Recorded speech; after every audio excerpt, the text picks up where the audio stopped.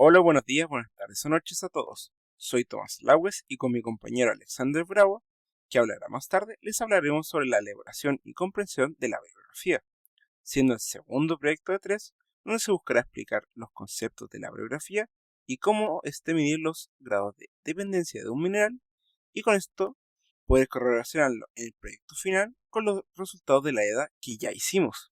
Explicaremos qué es un variograma experimental, uno omnidireccional, uno direccionado y uno modelado. Comenzaremos primero con el variograma experimental, que es el cálculo empírico de la variable en el espacio, midiendo la diferencia entre parejas de datos reales medida a distintas distancias. Ahora, con el variograma omnidireccional, tenemos que entender que calcula la variabilidad espacial de una propiedad, que en este caso es la ley de un mineral, en todas las direcciones del espacio, de forma simultánea, removiendo cualquier restricción de orientación geográfica, representando el comportamiento promedio global de la continuidad del mineral. Ahora, para poder construir un buen variograma, debemos seleccionar nuestra variable, que será el hierro, como también saber la exactitud de las variables con las que vamos a trabajar, que sean 2231, y generar el rango para que puedan trabajar, que pondremos 0 y 100 para que puedan trabajarse en todas. Después debemos incorporar la distancia o el lag, de 50, que es el tamaño del intervalo que queremos analizar entre las parejas de datos. Luego debemos poner el número de pasos que vamos a calcular. Finalmente, la tolerancia del lag, que es el margen de error que permite en la distancia, que será 5. Y por último, debemos fijar el azimut, en este caso 0, que es la dirección en el plano horizontal, y dip, que también debemos ponerlo en 0, que es la inclinación vertical del plano, y su tolerancia de cada uno, que será 90, para así tener un cálculo de la variable en todas las direcciones, por lo que debemos hacer 90, agregar y calcular. Y listo. También podemos ver la fórmula de variograma, que tiene una forma curva, empezando de cierto punto de la semivarianza, teniendo una pendiente bastante pronunciada, como también casi llegando a intersectar con la meseta, por lo que podemos concluir que es un variograma exponencial, que nos dice que la minimización tiene una alta variabilidad a corta distancia. Los valores de las leyes cambian muy rápido apenas se alejan del punto de muestreo. Y esto también lo podemos ver en el variograma de silicio omnidireccional, donde podemos ver una estructura o una similitud bastante grande, por lo que también podemos decir que es un variograma exponencial. Ahora, ¿qué es un variograma direccionado? Es el que radica en la restricción espacial que se aplica al buscar los pares de datos para el cálculo. Y a diferencia del omnidireccional, que mide la variabilidad de una propiedad tomando las muestras en un radio de 360 grados, el direccionado restringe estrictamente a un corredor orientado hacia un azimut y dip específico, permitiendo capturar el comportamiento preferencial en esa única dirección. Ahora, para poder encontrar un buen variograma direccionado, se debe crear una variable sintética para poder separarlo según el tipo de roca. Elegimos nuestra variable, que es el hierro o el silicio, la agregamos, elegimos la categoría tipo roca y ponemos el tipo roca 1 y un nombre. Creamos la variable y listo. Igualmente el tipo roca 2, el mismo proceso. Ya con esto podemos volver a la parte del variograma y aquí se hacen diferentes pasadas y dependiendo de la tolerancia que introduzcamos en el azimut o en el dip es como vamos a ir trabajando, empezando con una tolerancia 45, después de 22,5, luego de 11,25 y finalmente de 5,63. Ya con esto vamos agregando el azimut o los tips correspondientes y vamos calculando. Empezando en la tolerancia del azimut, calculando con las 4 pasadas, se selecciona a los que mejor forma tengan. Ahora con estos, después se hacen otras 4 pasadas, pero con el dip, donde nuevamente se deben seleccionar a los mejores. Ahora, ¿quién nos dice que tenemos un buen variograma? Primero debemos entender que no encontraremos uno perfecto, como salen los libros, por lo que hay que ver su forma, si es esférico, exponencial o gaussiano, entre muchos otros, como también la cantidad de pares que podemos encontrar, estando en un rango de 25 a 50, como podemos ver aquí de 40, de 127, de 32, que nos indican que es un buen programa, o posible. Y por último, hay que ver también qué tan cerca del origen está, como podemos ver en aquí del amarillo. Como podemos ver en el ejemplo de aquí, donde tenemos un variograma con unas muestras aceptables, que está muy cerca del origen y que tiene una buena forma. Entonces es un buen candidato para hacer un buen variograma. Entendiendo esto, nosotros seleccionamos dos diferentes variogramas por mineral, separándolos cada uno por su tipo de roca, comenzando con el tipo de roca 1 del hierro, donde lo tenemos con una forma curva, viéndolo con una forma exponencial, como lo hemos visto antes, y aunque no tenga una gran cantidad de pares, porque al momento de separar según el tipo de roca, cambiaron mucho los resultados. Y también está muy cerca del origen, con las características de Azimuth 90 y Dip 0, con sus respectivas tolerancias. Después, en el tipo de roca 2, vemos una forma similar, y una cantidad de pares baja, pero aún muy cerca del origen. Tiene un Azimuth de 90 y un Dip de 11,25 con sus respectivas tolerancias. En el silicio de tipo de roca 1, continuamos viendo esta forma exponencial, con esta gran pendiente, pero continuando viendo pares bajos, pero muy cerca del origen, teniendo características de Azimuth 90 y Dip 0 con sus respectivas tolerancias. Y finalmente, en el tipo de roca 2 del silicio, vemos la misma forma, pero con una cantidad de pares mayor, pero mucho más alejada del origen, con un Azimuth de 90 y un Dip de 0, con sus respectivas tolerancias. A continuación, continúa mi compañero. Muy buenas, yo soy Alexander Bravo y les hablaré del variograma modelado. El variograma modelado representa matemáticamente el comportamiento observado en el variograma experimental que fueron presentados por mis compañeros anteriormente, permitiendo cuantificar la continuidad espacial de la variable analizada. Este modelo constituye la base para los procesos posteriores de estimación geostadística.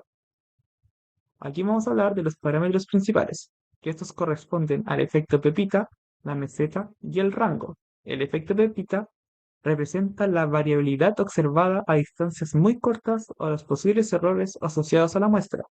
La meseta corresponde al valor máximo de semivarianza alcanzada por el modelo, mientras el rango indica la distancia a la cual se alcanza dicha meseta y donde la correlación espacial entre las muestras disminuye considerablemente. Comenzando a ver los variogramas modelados, comenzamos con el variograma de hierro de la roca tipo 1, que se puede observar en la imagen, con un azimut de 90. Se puede ver la línea azul que representa el variograma experimental anteriormente mostrado por mi compañero, mientras que la línea roja corresponde al modelo ajustado. El objetivo de este modelamiento es representar matemáticamente la continuidad espacial de la ley de hierro, permitiendo posteriormente realizar estimaciones geostadísticas confiables. En análisis de este modelo ajustado, se observa un efecto Pepita aproximadamente de 0,6. Se evidencia por el valor inicial de la curva y posteriormente la semivarianza aumenta rápidamente hasta alcanzar la meseta cercana en unos 6,4, lo que ocurre aproximadamente a una distancia de 150 metros correspondientes al rango del variograma. La forma de la curva indica que existe una correlación espacial importante entre las muestras de hierro hasta aproximadamente 150 metros. Esto significa que dentro de esta distancia las muestras presentan comportamientos similares y pueden utilizarse para predecir valores cercanos con mayor confianza. Además, el bajo efecto Pepita sugiere una variabilidad local relativamente reducida, indicando una buena continuidad espacial de los minerales. Sin embargo, se puede observar que el variograma experimental continúa aumentando después de alcanzar la meseta, llegando a valores cercanos a 11,5 en las distancias de 1000 metros a 800. Esto podría indicar la presencia de estructuras espaciales de mayor escala o tendencias regionales que no están siendo representadas por el modelo ajustado, aunque para efectos de la estimación local el modelo logra capturar adecuadamente la estructura principal. Continuando con la imagen 2, este es el variograma modelado de hierro correspondiente a la roca de tipo 2, calculado con una dirección azimut de 90 grados. Se puede observar un efecto Pepita cercano a 5 de una meseta aproximadamente de 57 en su rango, esto a unos 250 metros. Esto nos indica que existe una continuidad espacial moderada del contenido de hierro en esta dirección y que las muestras ubicadas dentro de esta distancia presentan correlación significativa. Sin embargo, se observa que el variograma experimental continúa aumentando después de alcanzar la meseta. Si se dan cuenta, a partir de los 500 aproximadamente, incluso llegando a valores cercanos a 160 en los 1000 metros. Este comportamiento sugiere que podrían existir estructuras especiales de mayor escala o tendencias regionales que no están siendo representadas por el modelo ajustado. Continuando con los variogramas, en este caso vemos el variograma de CO2 del roca tipo 1 con un azimut de 90. En esta imagen se puede observar la línea azul que representa el variograma experimental, mientras que la línea roja corresponde al modelo ajustado.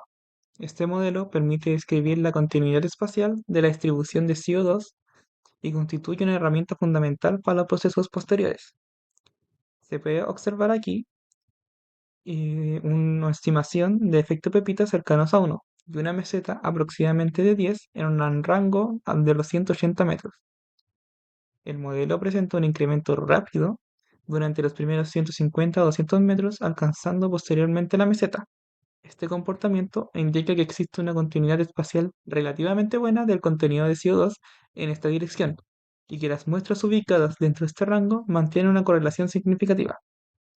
Sin embargo, se observa que el variograma experimental continúa aumentando después de alcanzar el modelo, alcanzando valores cercanos a los 17 o 16 en los 1000 metros de distancia.